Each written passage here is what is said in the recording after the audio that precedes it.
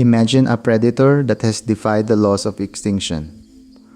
While the rest of the world's giant megafauna, the mammoths, the saber-toothed cats, fell to the side of time, one creature stood its ground. It hasn't felt the need to change its evolutionary design in over 4 million years. It looks like it crawled straight out of a prehistoric nightmare, a heavy, low-slung relic of a time when monsters were real. While legends speak of dragons breathing fire and hoarding gold, the reality of the Komodo dragon is arguably much more terrifying because it isn't a myth. It is a biological masterpiece of lethality, surviving on a handful of volcanic islands in Indonesia where the sun is brutal and the competition is lethal. It doesn't need a fiery breath to conquer its kingdom. Instead, it relies on a lethal combination of ancient physical armor, sensory mastery that can pierce through miles of dense jungle, and a chemical cocktail that ensures no wound is ever just a scratch. In the isolated volcanic islands of Indonesia, Komodo, Rinca, and Flores, this lizard isn't just an animal, it's an inescapable force of nature. It exists at the intersection of a dinosaur's raw power and a modern assassin's cold precision. This is the Komodo dragon, and in its world, there's no such thing as a fair fight.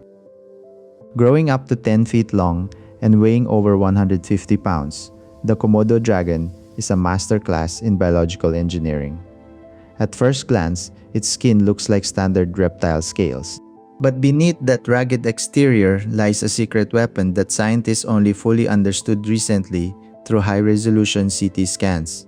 Thousands of tiny chainmail-like bones called osteoderms. As a dragon matures, these bones grow within the skin, eventually encasing the dragon's head and body in a flexible biological suit of armor. Interestingly, hatchlings aren't born with this armor. They only develop it as they grow into adults.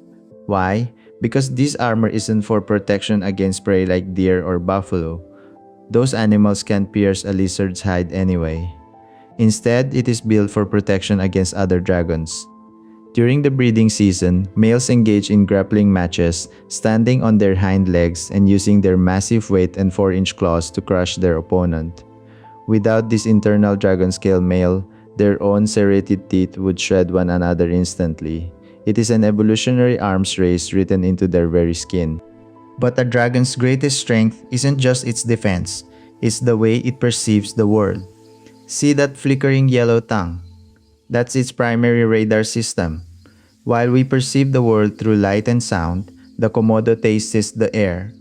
It uses a fork-tipped tongue to pick up microscopic chemical signatures, pulling them into the Jacobson's organ in the roof of its mouth. Because the tongue is forked, it acts like a directional antenna. It senses the concentration of molecules on each tip. If the left tip picks up more scent than the right, the brain knows the prey is to the left. This allows it to triangulate the position of a carcass or a wounded animal from nearly 6 miles away. Think about the scale of that. A dragon on one side of a mountain can smell a dying animal on the other side, across miles of dense canopy and jagged rock. Even if you're miles upwind, the dragon has already locked onto your biological frequency. It doesn't need to see you to know exactly where you are and exactly how much longer you have to live. For decades, the scientific community believed a persistent myth that Komodo dragons killed through dirty mouths filled with septic bacteria. The story was that they were just messy eaters whose saliva was so infested with filth that it caused slow, agonizing infections. In 2009, that theory was completely shattered by MRI technology. Advanced scans of a Komodo's head revealed something far more sophisticated, complex, multi-chambered venom glands tucked away in the lower jaws. This isn't just a byproduct of a dirty mouth. It's a precision-engineered chemical weapon. When the dragon bites, it doesn't just inject venom like a cobra. It uses a specialized grip and rip motion, clamped jaws, combined with a powerful backward pull to massage the toxins into the deep, jagged lacerations created by its teeth. This venom cocktail is a nightmare of biology.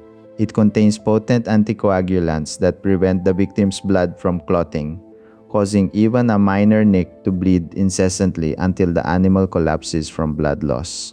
Simultaneously, the toxins force the blood vessels to dilate and cause the heart to work harder, while the blood pressure falls off a cliff. This triggers a state of irreversible shock. The dragon is a master of patience, the ultimate long game hunter. It doesn't waste energy in a long, exhausting chase across the island's steep volcanic ridges. Once the strike is landed, the dragon simply retracts, flickers its tongue to keep the trail hot, and follows at a leisurely pace. It might take hours or even days, but the result is always the same. The prey is essentially dead the moment those teeth make contact. It just hasn't realized it yet. Once the kill is made, the feast begins. A Komodo dragon can consume up to 80% of its own body weight in a single sitting. To achieve this, their skull is incredibly flexible. Unlike human skulls which are fused, the dragon skull has multiple joints that allow the jaws to expand far beyond what seems physically possible. They don't chew. They use their teeth to saw off massive chunks of meat, bone, and fur, swallowing them whole. But there's a mechanical problem. How do they breathe while their throat is stuffed with a whole deer? They have evolved a specialized tube called a glottis. This is essentially a breathing snorkel that they can push forward to the front of their mouth while swallowing. This allows them to draw in air even when their esophagus is completely blocked.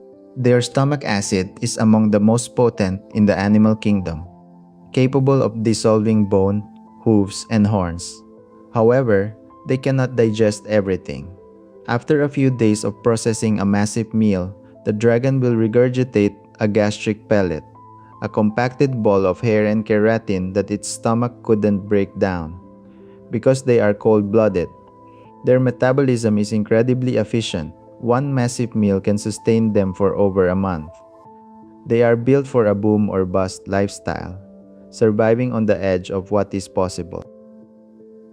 Just when you think you've understood the Komodo dragon, they reveal another impossible survival trait: parthenogenesis. In 2006, scientists were shocked when female Komodo dragons in zoos, who had never been in contact with a male, began laying fertile eggs. This is essentially virgin birth. Through a complex genetic process, the female is able to provide both sets of DNA to the embryo. The biological consequence: all of the offspring born this way are male. From an evolutionary perspective, this is a genius restart button. If a single female dragon is washed away to a new uninhabited island, she can produce sons. Once those sons mature, they can mate with her to establish a brand new population. It is a failsafe that has likely saved the species from extinction countless times over the millennia.